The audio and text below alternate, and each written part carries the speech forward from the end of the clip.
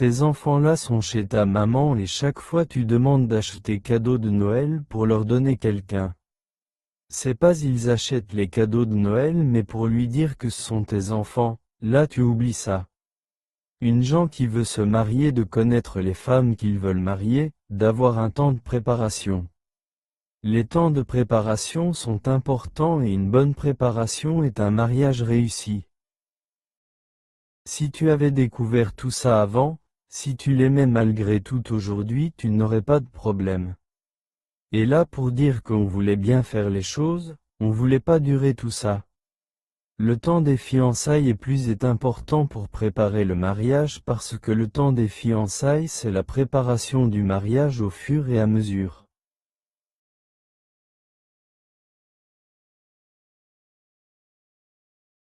Quand on passe du temps ensemble, on se découvre.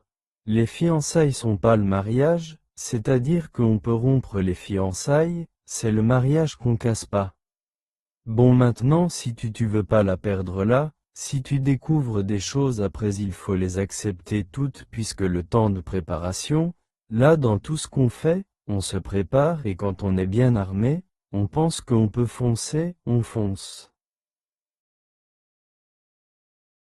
Non, on n'a pas duré au fait qu'on s'est rencontrés, tout passait bien, on a voulu faire les choses bien rapidement pour ne pas que ça dure parce que quand ça va durer, peut-être qu'il peut y avoir des complications, les trucs.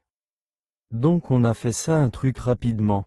Et puis on a fait un truc simple, mariage à cadre avec les parents rapidement donc il faut prendre du temps pour savoir à qui tu as affaire. Elle a dit quelque chose. Je pense que c'est ton cas aussi parce qu'elle a dit qu'elle voulait pas te perdre donc elle a préféré ne pas te dire certaines choses ça.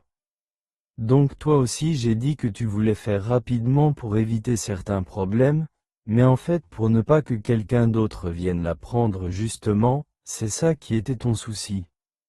Comme tu as dit là, si tu avais découvert ça aussi. Dans la préparation, parce que la préparation c'est quoi? C'est découvrir la personne qui est en face de toi, mais c'est la prière aussi, pour que Dieu puisse t'illuminer, pour que Dieu puisse t'éclairer, tu es la personne que tu vas épouser, mais où j'étais comme ça, où vous jetez comme ça, et après maintenant vous avez des problèmes, là dans le foyer, Maria, là ça fuit pas. Une fois que tu as marié une femme, là si elle a 16 ans, que tu l'as mariée, si elle est à côté de toi, pendant que tu as 90 ans, là, elle sera toujours ta femme. Parce que quand vous voyez femme, là c'est en fait de sécher ce chantier-là, c'est ça qui est dans votre tête.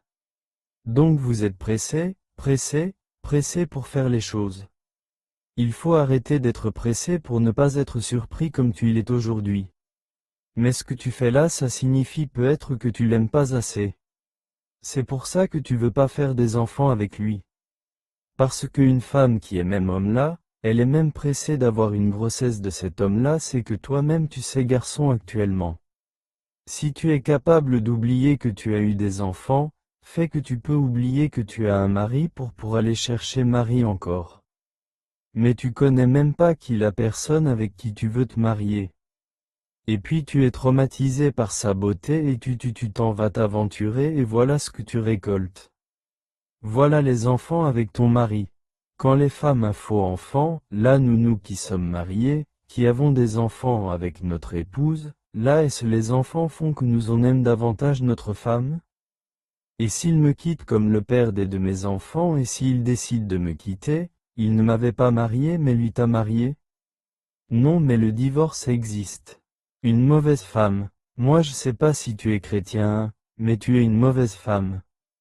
Comment tu peux arracher les enfants de quelqu'un qu'il a eu avec toi, que tout le monde sait déjà qu'il peut porter plainte contre toi? Il peut porter plainte contre ton mari parce que ton mari a pris ses enfants, vois l'enfant de cet homme-là maintenant toi tu dis quoi, tu as eu des enfants? Qui est le père de ces enfants que tu as eu là? C'est quoi les pères? Il est au village là-bas, il est au village et donc lui n'est pas responsable, hein, il peut pas s'occuper de ses enfants. Et tu veux prendre ces enfants-là pour les donner à quelqu'un d'autre? Mais je suis marié ici mais au village ses parents savent pas qu'il a des enfants avec toi si ses parents savent et puis maintenant tu fais quoi? Mais je suis marié si mon mari t'a que tu as donné les enfants à quelqu'un d'autre, oui je vais lui en parler. Il est obligé d'accepter parce que moi je suis marié. Si mon mari va accepter mes enfants, le juge sera prêt, va venir réclamer ses enfants, va prendre ses enfants, je vais pas dépanner. Il faut nous dire si ce que toi tu fais là, c'est ça, faut nous dire c'est pas à cause de lui hein. Quand tu parles de Fanny, là, c'est pas à cause de lui, parce que c'est lui qui t'a épousé. Et tu as dit, tu l'as qualifié d'un bon mari qui est beau, qui est bien, qui est sérieux, qui est ceci, c'est là, tu l'as qualifié.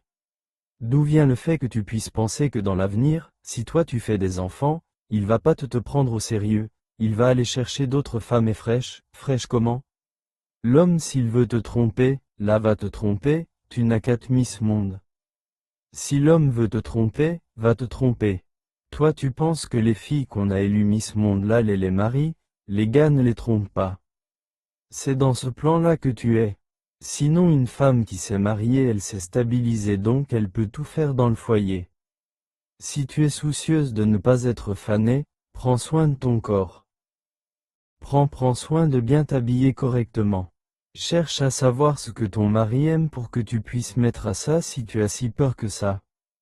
Au lieu de dire que je peux pas faire froid parce que mon mari me va me tromper, je veux ici inviter les sœurs qui ont la même pensée que cette dame-là, c'est une mauvaise pensée. Nous sommes chrétiens et nous devons vivre comme des chrétiens.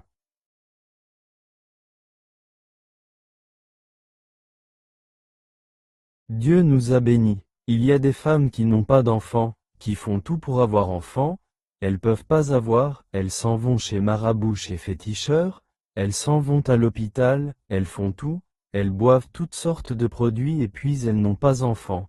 Elles savent même faire des traitements mais elles n'ont pas d'enfants. Mais toi Dieu t'a donné d'être en bonne santé et de faire des enfants, et toi tu refuses que Dieu t'aide à changer tes idées?